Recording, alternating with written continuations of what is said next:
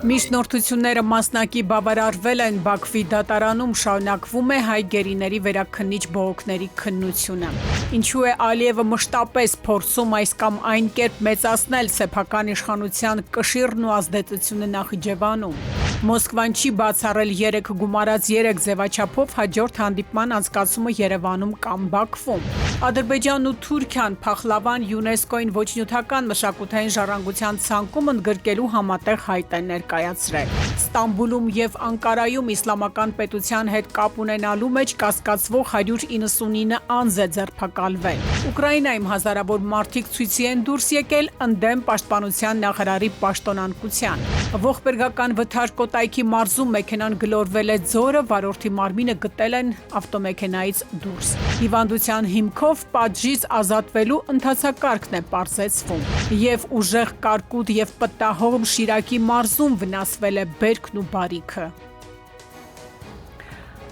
Այս եւ այդ թեմաների մասին առաջիկա րոպեներին բարի օր, դուք դիտում եք ժամի գլխավոր թողարկումը։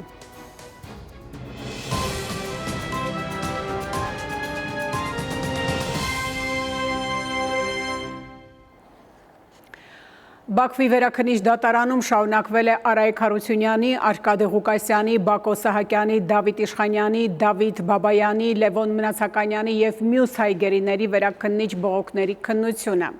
Հայ բանտարկյալներին տրամադրվել են թարգմանիչներ հայերեն եւ ռուսերեն լեզուներով, ինչպես նաեւ պաշտպաններ, որոնք էլ դատարանին ներկայացրել են պաշտպանության կողմի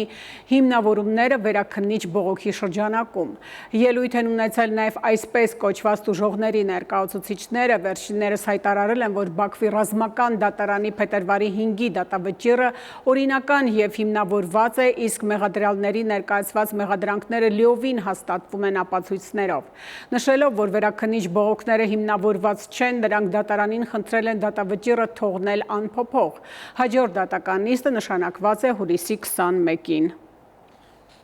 Բաքու նպատակ ունի Նախիջևանում ստեղծել կենտրոնաձիգ իշխանություն ու դա ունի իր հիմնավորումը։ Վերջին տարիներին հատկապես Բաքուն հատուկ ուշադրություն է դարձնում Հայաստանին, Թուրքիային եւ Իրանին սահմանակցող Նախիջևանին։ Ադրբեջանական էքսկլավը, որը դեռևս պահպանում է ինքնավարության պաշտոնական կարգավիճակը, փաստացի հավասարվում է Ադրբեջանի մյուս վարչական միավորներին։ Նախիջևանի քաղաքական ինստիտուտները այլևս ինքնուրույն չեն, ձևական բնույթ են կրում, փոխարենը տեղում կառավարում է Ադրբեջանի նախագահի նշանակած լիազոր ներկայացուցչությունը, որը Նախիջևանի գլխավոր քաղաքական մարմինն է։ Նախագահ Ալիևի հրամանագրերը եւ Միլի Մեջլիսի օրենսդրական նախաձեռնությունները միտված են եղել ու մնում է Նախիջևանի կարգավիճակի պարզեցմանը եւ Բաքվի ուղղակի ենթակայության տակ դնելուն։ Իլհամ Ալիևը այս տարվա հունիսի 29-ի հրամանագրերով էլ ավելի է մեծացրել Նախիջևանի հատուկ ներկայացուցչության լիազորությունները։ Խորհրդայնացումից ի վեր Բաքուն մշտապես փորձել է այս կամ այն կերպ մեծացնել սեփական իշխանության ազդեցությունը Նախիջևանում։ Հիմա արդեն հայկական հողը, որ ինքնավար հանրապետության կարգավիճակով Ադրբեջանի տարածքում է, գրեթե ամբողջությամբ կորցնում է ինքնուրույնությունը։ Վերջին փոփոխություններով Բաքուն խստացնում է իր վերահսկողությունը Նախիջևանի կառավարման նկատմամբ։ Ադրբեջանի նախագահի կողմից նշանակվող լիազոր ներկայացուցչության ինստիտուտը դառնում է շրջանի կառավարման առանցքային օղակը։ Անմիջականորեն կապելով Նախիջևանի վարչական համակարգը երկրի կենտրոնական իշխանության հետ։ Փորձագետների գնահատմամբ սա երկարաժամկետ գործընթաց է, որի բուն նպատակը վերջնարդյունքում կառավարման առանձնացված մեխանիզմների վերացումն է։ Հիմա երբ Ադրբեջանը մեծ հաշվով լուծել է կամ կարծում է, որ լուծել է Արցախի հարցը, որտեղ այլևս չկա առանձին կարգավիճակ, որը ամբողջովին ենթարկվում է կամ տոտալ վերահսկման ներքո է գտնվում կենտրոնական իշխանությունների, հիմա ըստ երևույթին Բաքվում կարծում եմ, որ ժամանակն է եկել նաև Նախիջևանի խնդիրը լուծել, նաև ապագայում, այսպես ասենք, ապահովագրելով իրենց այս կամ այն հնարավոր անջատողական կամ այլ տիպի գործողություններից։ Նախիջևանի կարևորությունը Բաքվի բռնապետական իշխանությունների աչքին ընդգծվում է տարածաշրջանային զարգացումների հետնապատկերում, մասնավորապես Հարավային Կովկասում հաղորդակցությունների ապաշրջափակման, անվտանգության ճարտարապետության վերաձևակերպման եւ աշխարհաքաղաքական մրցակցության պայմաններում։ Փաստացի Բաքուն հենց այս ժամանակահատվածում է կենտրոնանում ռազմավարական նշանակություն ունեցող այս տարածքի նկատմամբ առավել խիստ վերահսկողություն հաստատելու նպատակի վրա։ Ավելին, Իրանի հետ սահմանին անցնելիք հայ-ամերիկյան ճանապարհը ԱՄՆ նախագահ Թրամփի պատվին կոչված խաղաղության ու բարգավաճման թրիփ երթուղին, Հայաստան-Ադրբեջան նախախաղաղության Ամերիկայի գագաթնաժողովում ստեղծվեց հենց ապահովելու ադրբեջանցիների անխոչնդոտ անցուդարձը Նախիջևանից դեպի Ադրբեջան եւ հակառակ ուղղությամբ։ Այսպես կոչված միջանցքային տրամաբանությունը երբ Բաքուն բարբերաբար այսպես կիրառում է, այդ թվում նաև թրիփը, իր կենտրոնական նպատակն այն է, որպեսզի ամբողջ տարածքը, որոնք գտնվում են միջազգայինորեն ճանաչված Ադրբեջանի Հանրապետության կազմում, լինի այսպես միահյուսված ադրբեջանական ամբողջ տարածքի հետ եւ չլինեն այսպես առանձնացված կամ ստրուկտուրալ կառուցվածքներ, ինչպիսին էր Նախիջևանը։ Այս գործընթացն ըստ ամենայնի դեռևս ավարտված չէ եւ Նախիջևանի կառավարման համակարգում փոփոխություններն ըստ մասնագետների տարածաշրջանային քաղաքական զարգացումներին զուգահեռ դեռ շարունակվելու են։ Միաժամանակ փորձագետ վերլուծաբանները նշում են, որ դրանք կարող են նոր շեշտեր դնել Հարավային Կովկասի հաղորդակցային թարմ նախագծերի վրա։ Էդուարդ Պողոսյան, ժամը լրատվական։ Ռուսաստանը ակնկալում է, որ Բաքուն եւ Երևանը կհամաձայնեցնեն տարածաշրջանային 3 գումարած 3 հարթակի մասնակից երկրների արտգործնախարարների հաջորդ հանդիպումների անցկացման հերթականությունը։ Հայտարարելով այս մասին Ռուսաստանի արտգործնախարարության պաշտոնական ներկայացուցիչ Մարիա Զախարովան նաև հիշեցրել է, որ համապատասխան պայմանավորվածությունը ձեռք է բերվել դեռ 2024 թվականի հոկտեմբերին Ստամբուլում կայացած հանդիպման արդյունքներով։ Իդեպ Ադրբեջանի արտգործնախարարի հետ հանդիպմանը Ռուսաստանի գլխավոր դիվանագետը նշել է, որ 3 գումարած 3 հարթակը Ռուսաստան, Ադրբեջան, Հայաստան, Իրան, Թուրքիա, Վրաստան կազմով զգալի ներուժ ունի տարածաշրջանային մարտահրավերները հենց տարածաշրջանի երկրների ուժերով լուծելու համար, առանց արտաքին ապակառուցողական միջամտության։ Լավրովը Բայրամովին հիշեցրել է, որ Ադրբեջանի նախագահ Ալիևը ևս վերահաստատել է այս մեխանիզմի պահանջված լինելը։ 3 գումարած 3 հարթակի փորձագիտական առաջին նիստում, որը տեղի է ունեցել 2026 թվականի հունիսի 5-ին Սանկտ Պետերբուրգի միջազգային տնտեսական համաժողովի շրջանակում, մասնակիցները հանդես են եկել հստակ դիրքորոշմամբ, ըստ որի անհրաժեշտ է խուսափել գործընթացի քաղաքականացումից եւ կենտրոնանալ կոնկրետ ու փոխշահավետ տնտեսական նախագծերի վրա։ Մենք լիովին կիսում ենք այդ մոտեցումը։ Ադրբեջանում պատրաստվում են առաջիկայում անցկացվելիք միասնության ուժը 2026 ռազմական համատեղ զորավարժություններին, պլանավորման աշխատանքներին մասնակցել են Ադրբեջանի, Թուրքիայի, Իրանի, Ղրղզստանի, Ուզբեկստանի եւ Պակիստանի պատվիրակությունները։ Նշվում է, որ զորավարժությունների հիմնական նպատակը բանակների միջև համագործակցության ընդլայնումը, անձնակազմի գործնական հմտությունների կատարելագործումը, փորձի փոխանակումն ու կայուն խաղաղության ու անվտանգության ամրապնդումն է։ Համաժողովի արդյունքներով մասնակից երկրներ արձանագրություն են ստորագրել եւ մտքեր փոխանակել փոխադարձ հետաքրքրություն ներկայացնող հարցերի շուրջ։ Թուրքիան եւ Ադրբեջանը որոշել են համատեղ յուրացնել Փախլավայի թուրք-ադրբեջանական ազգային աղանդեր լինելու իրավունքը։ Վերջիններիս ՅՈՒՆԵՍԿՕ-ին դիմելու շտապողականությունը բացատրվում է հին հայկական աղանդերի շուրջ Հունաստանի հետ ծագած վեճերով։ Ի պատասխան Հունաստանի պնդումների թուրքական կողմը սեփականության իրավունքը փորձում է հիմնավորել նաև լեգենդով այն մասին, թե Փախլավայի Բաղդադոմսը հայտնաբերվել է 15-րդ դարին սուլթան Մեհմեդ նվաճողի ժամանակներին թվագրվող պալատական խոհարարական գրառումներում։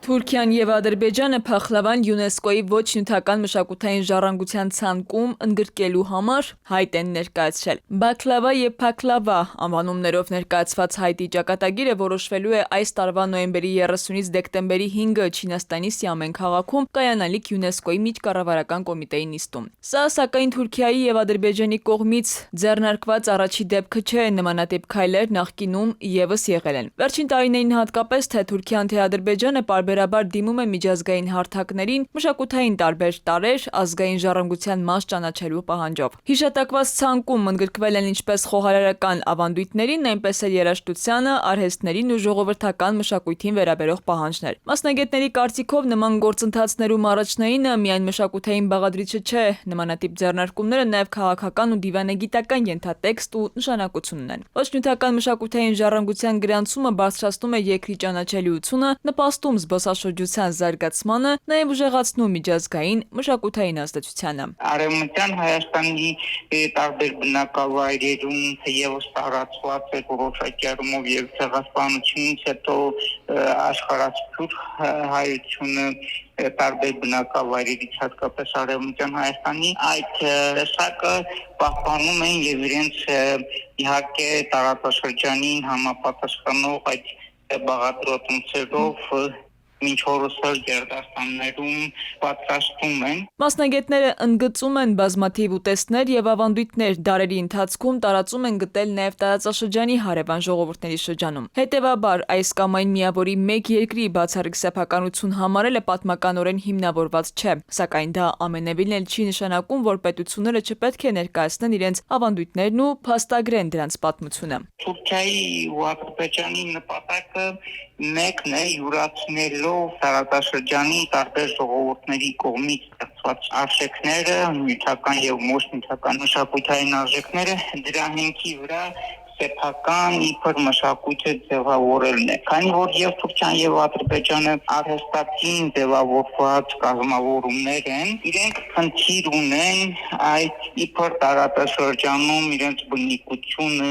ապացուցելու։ Փորձագետները նշում են նմանատիպ նախաձեռնություններին միայն արձանագրելը բավարար չէ։ Անհրաժեշտ է համակարգված աշխատանք հայկական ոչ նյութական մշակութային ժառանգության ուսումնասիրության, փաստաթղթավորման եւ միջազգային կառույցներում ներկայացման ուղղությամբ։ Միայն այդ դեպքում հնարավոր կլինի ոչ թե նկատելիորեն ուշացած, հետին թվով արձանագրել այսօրինակ փորձերին, այլև նախաձեռնող լինել մշակութային դիվանագիտության ոլորտում։ Մասնագետների դիտարկման փախլավայի շուրջ քննարկումը հերթական անգամ վկայում է, որ մշակութային ժառանգության համար պայքարը վաղուց միայն պատմության կամ խոհանոցի մասին չէ, այն նաև պատմությունների միջազգային հեղինակության, մշակութային ինքնության եւ երկարաժամկետ ռազմավարության հարց է։ Քնարիկ Պետրոսյան, ժամը լրատվական։ Համաշխարհային բանկի կանխատեսմամբ, եթե Ռուսաստանը շարունակի ընդլայնել հայկական գյուղատնտեսական ու պարենային ապրանքների ներմուծման սահմանափակումները, ապա դրանց ազդեցությունը կարող է դուրս գալ առևտրի ոլորտի սահմաններից եւ ազդել Հայաստանի տնտեսական աճի, գնաճի եւ սոցիալական իրավիճակի վրա։ Զեկույցում նշվում է, որ Ռուսաստանի հետ վերջին քաղաքական զարգացումները նոր ռիսկեր են ստեղծել արտահանման համար։ Համաշխարհային բանկը նաեւ արձանագրել է, որ դեպի Ռուսաստան արտահանումը արդեն սկսել է նվազել առանց թանկարժեք եւ կիսաթանկարժեք քարերի վերարտահանման, Հայաստանի արտահանումը շարունակում է աճել հիմնականում հանք արդյունաբերության շնորհիվ, ասվում է բանկի ամփոփագիր զեկույցում։ Արմենիայում լրատվական երեկոն շարունակվում է եւ կհանդիպենք քիչ անց։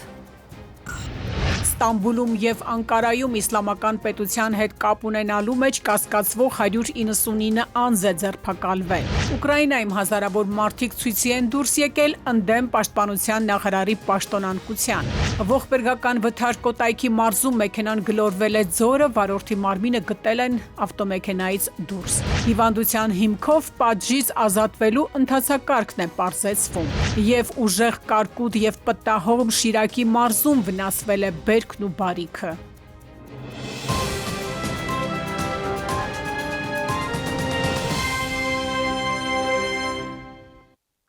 Շարունակում ենք թողարկումը։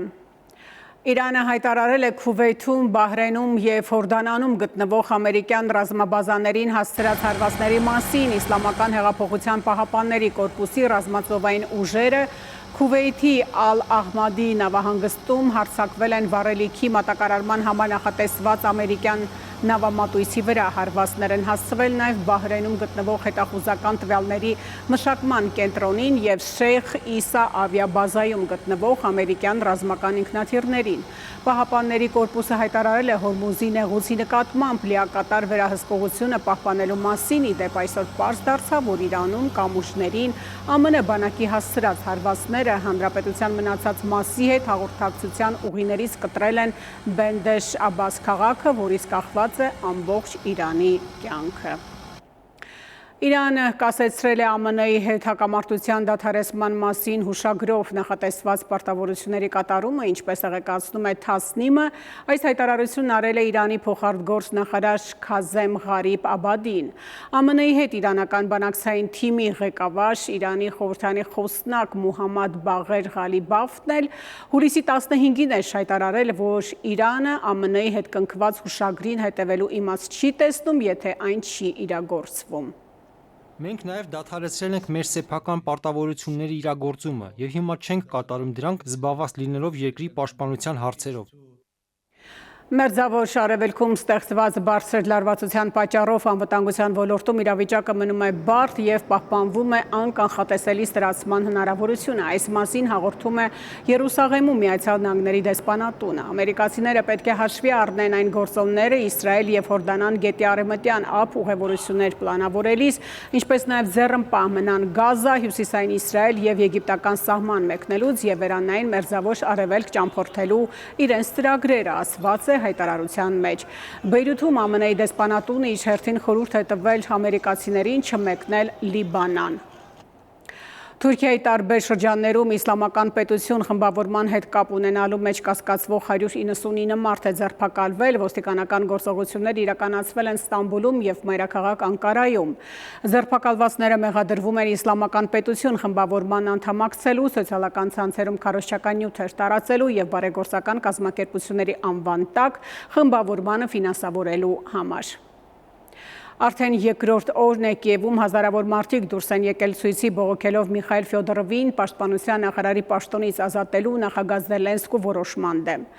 Ֆրանկոյի հրապարակում նախագահի գրասենյակի շենքի մոտ հավաքված ցուցարարները վանկարկել են վերադարձրեք Ֆյոդորովին և երգել Ուկրաինայի պետական օրհներգը։ Ի պաշտպանություն Ֆյոդորովի բողոքի ցույցեր են անցկացվել նաև Ուկրաինայի մի շարք այլ քաղաքներում։ Նախագահ Զելենսկին հաստատել է Ֆյոդորովի և զինված ուժերի գլխավոր հրամանատարի միջև հակամարտության փաստը և նշել, որ ստեղծված իրավիճակի համար պատասխանատու է նաև ինքը։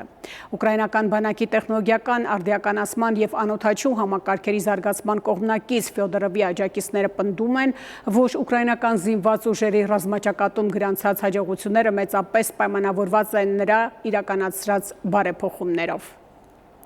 ԱՄՆ Սենատ է ներկայացվել Ռուսաստանի դեմ պատժամիջոցների խստացման մասին օրինագիծ, որն արժանացել է ավելի քան 60 սենատորի, այդ թվում հանրապետական մեծամասնության առաջնորդ Ջոն Թունի հավանությանը։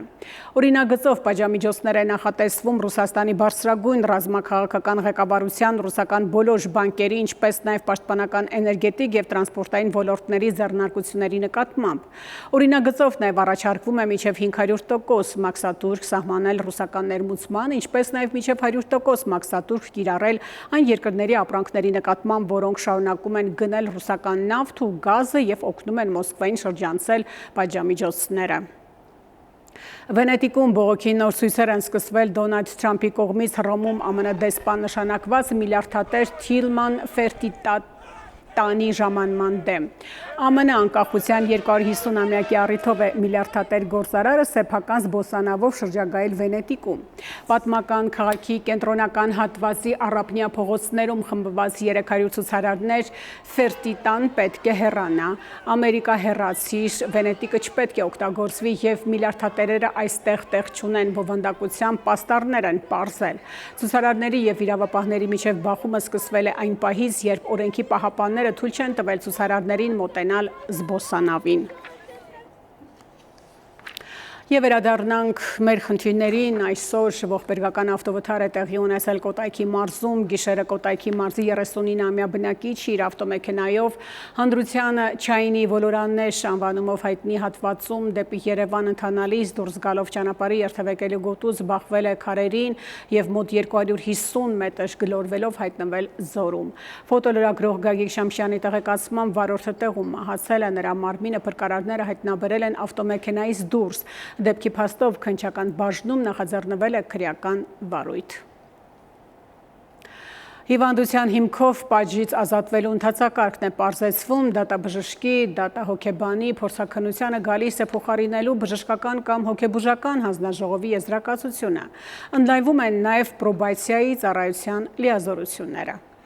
Հիվանդությունը կարող է դառնալ պատժից ազատելու կամ պատժի նշանակումը հետաձգելու հիմք։ Առաջին հայացքից անվիճարկելի թվացող այս փաստարկ պնդումը նաև որոշակի հարցեր է առաջացնում։ Ինչպես իրավական ինչ նորմերով պետք է իրականացվի հիվանդության հիմքով պատժից ազատված անձանց վերահսկողությունը։ Հանրային քննարկման ներկայացված օրենսդրական նոր փաթեթով առաջարկվում է հստակեցնել հիվանդության հիմքով պատժից ազատելու ընթացակարգը, ընդլայնել պրոբացիայի ծառայության լիազորությունները եւ բժշկական վերագնահատման գործընթացը դարձնել առավել կանոնակարգված։ Կհստակեցվեն հիվանդության հիմքով պատժից ազատված անձանց նկատմամբ վերահսկողություն իրականացնելու վերաբերյալ իրավական նորմերը, կկարգավորվեն անձի առողջական վիճակի փոփոխության հարցը բժշկական կամ հոգեբուժական հանձնաժողովի կողմից 6 ամիսը մեկ պարբերականությամբ քննության առնելու հետ կապված գործնական հարցերը։ Նախագծով առաջարկվում է, որ դատարանը հիվանդության հիմքով պատժից ազատելու կամ պատժի հետագան կատարման հարցը լուծի ոչ թե դատաբժշկական կամ դատահոգեբանական փորձաքննության, այլ բժշկական կամ հոգեբուժական հանձնաժողովի համապատասխան եզրակացության հիման վրա։ Այդ դեպքում հիվանդության հիմքով պատժից ազատված կամ պատժի նշանակումը հետաձգված անձինք կհայտնվեն պրոբացիայի ծառայության վերահսկողության ներքո։ Փաստաբանների գնահատմամբ պրոբացիայի ծառայության լիազորությունների ընդլայնմանը զուգահեռ անհրաժեշտ կլինի նաև վերանայել ծառայողական ռեսուրսները ու աշխատակիցների թվաքանակը։ Հաշվի առնելով այն հանգամանքը, թե որքան է մեծացել պրոբացիայի գործառույթները եւ շարունակաբար ինչքան գործառույթներ են դրվում պրոբացիայի վրա, իհարկե գործող պայմաններում եւ գործող հատիկների պայմաններում կարծում եմ, որ դա այլևս բավարար չէ եւ անհրաժեշտություն է առաջանում ավելացնելու եւ պրոբացիայի աշխատակիցների թվաքանակը եւ նաեւ ամեն հավանականությամբ կառուցվածքային որոշակի փոփոխություններ կատարել։ Փաստաբանները նկատում ու կարևորում են, որ եթե դատարանի համար հիմք է դառնալու հանձնաժողովի եզրակացությունը, ապա հանձնաժողովի անդամների մասնագիտական անկախության եւ պատասխանատվության համար եւս պետք է սահմանվեն հստակ երաշխիքներ։ Նրանց խոսքով անձը պետք է ունենա հանձնաժողովի եզրակացությունը վիճարկելու կամ նոր փորձաքննության միջնորդություն ներկայացնելու հնարավորություն։ Հանձնաժողովը պետք է ունենա փորձագետների ներկայացվող պահանջների բարձր երաշխիքները, որպեսզի մենք չունենանք խնդիրներ ձեռնահասության եւ տրված եզրակացությունների բավարարության հետակապված։ Հանձնաժողովում եւս պետք է լինեն մասնագետներ, ովքեր որ պատասխանատվություն պետք է կրեն իրենց տված եզրակացության հետ կապված։ Նման մոդելը ըստ փաստաբանների կարող է նաև նպաստել դատական գործընթացների արագացմանը, քանի որ փորձագիտական եզրակացությունների ստացումը հաճախ երկար ժամանակ է պահանջում։ Փաստաբանները ընդգծում են, փոփոխությունների արդյունավետությունը կախված կլինի ոչ միայն նոր իրավական մեխանիզմներից, այլև դրանց կիրառման համար անհրաժեշտ մասնագիտական եւ ինստիտուցիոնալ երաշխիքների ապահովումից։ Դավիթ Թադևոսյան, Ժամը լրատվական։ Էրեբունի բժշկական կենտրոնի նախաձեռնությամբ Հայաստանում անցկացված միջազգային էնդոուրոլոգիական կոնգրեսը մեկտեղել է Եվրոպայից, Ասիայից եւ Կովկասյան տարբեր երկրներից ժամանած առաջատար ուրոլոգների եւ էնդոուրոլոգների համաժողովի գլխավոր նպատակը մասնագիտական փորձի փոխանակումն ու ժամանակակից վիրաբուժական մեթոդների, նորագույն տեխնոլոգիաների ու գիտական ձեռքբերումների ներկայացումն է։ Մասնագետների դիտարկմամբ միջազգային նման շփումները նպաստում են հայ բժիշկների մասնագիտական զարգացմանը, միջազգային համագործակցության ընդլայնման ու Հայաստանում ուրոլոգիական բուժօգնության որակի շարունակական բարձրացմանը։ Միջոցառումը իհարկե մեծ է, կատարվել են եւ կենթանի վիրաբուժություն, ունենք շատ կարևոր զեկույցներ, որոնք ոչ թե զեկույցներ են ուղղակի նրա մասին, թե ինչա արդեն կատարվել, այլ զեկույցներ նրա մասին են, թե ինչա կատարվելու։ Եվ մենք շատ ուրախ ենք, որ գտնվում ենք հենց այդ կատարվելիք հետազոտությունների կամ կատարվելիք ձեռքբերումների հիմնակարում։ Եվ վերջում Շիրակի մարզում տեղացած ուժեղ կարկուտը զգալի վնասներ է հասցրել Բագրավան, Հայկաձոր, Լանջիկ գյուղերի այգիներին։ Սառնաղբյուրում դրան զուգահեռ նաև պտտահողմ է նկատվել, տեսանյութերում երևում է, որ կարկտի հետևանքով նաև մեքենաներ են վնասվել։ Մասնագետների կարծիքով նման անվարենպաստ եղանակի պատճառով կարող է տուժել հացահատիկի եւ կարտոֆիլի բերքը, որի բերքահավաքը տեղի է ունենում օգոստոս-սեպտեմբեր ամիսներին։